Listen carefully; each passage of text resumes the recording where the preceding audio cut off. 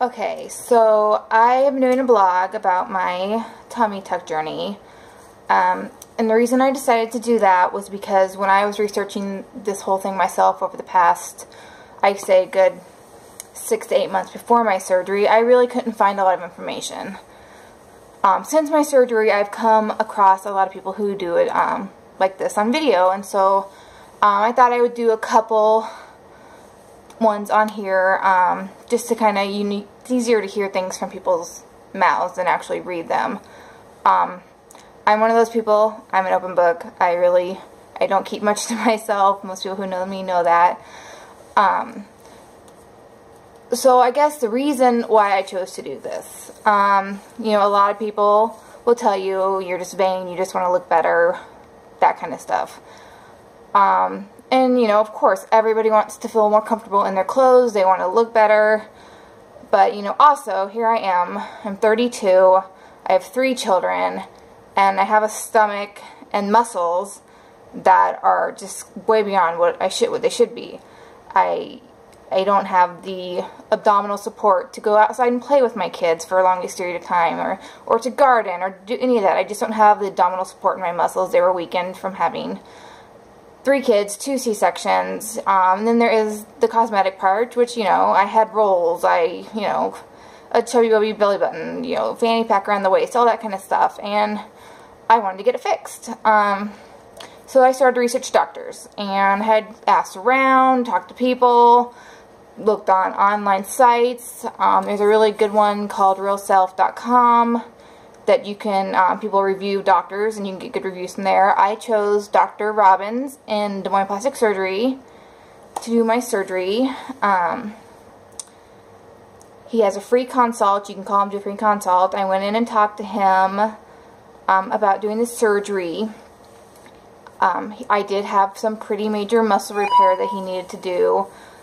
You know, 3 to 4 inch gap between my abdominal muscles, which was giving me backaches and bad posture, and just, you know, just feeling frumpy, icky, yucky, just not like, you know, a 32-year-old should.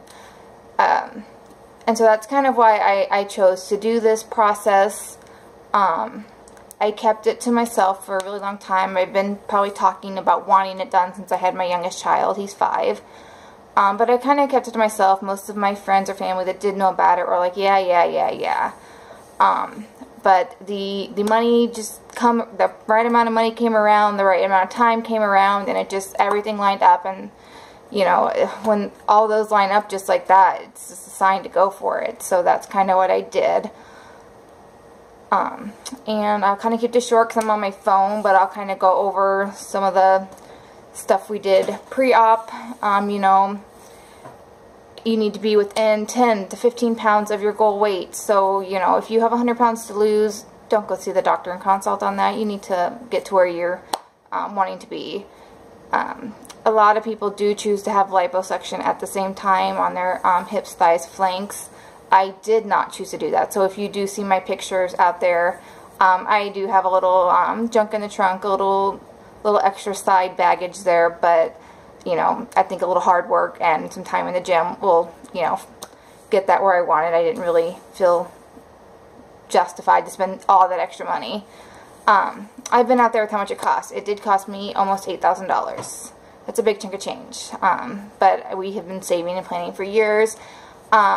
You know, a healthy mommy and a happy mommy makes for happy, healthy family, children, that kind of stuff. So, you know, I had to get over a lot of guilt about spending that amount of money on me. I mean, I have a hard time buying new jeans sometimes just because of, you know, oh, I could go buy the kids shoes or whatever, you know, something for them. So it was a big justification to be able to not feel horrible guilt about that. And I still have problems with that from time to time, but I did have a really supportive family, a really supportive husband. I think if my husband would have been like flat out, no, we're not doing this, then I probably wouldn't have gone through it without him being supportive of me.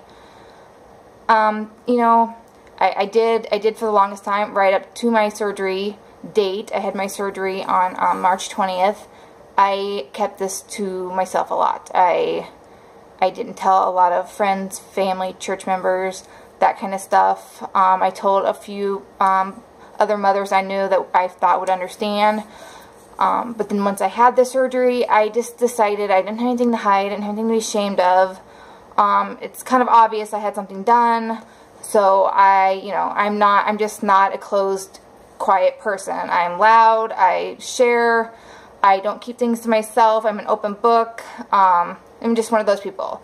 So that's kind of why I chose to do this.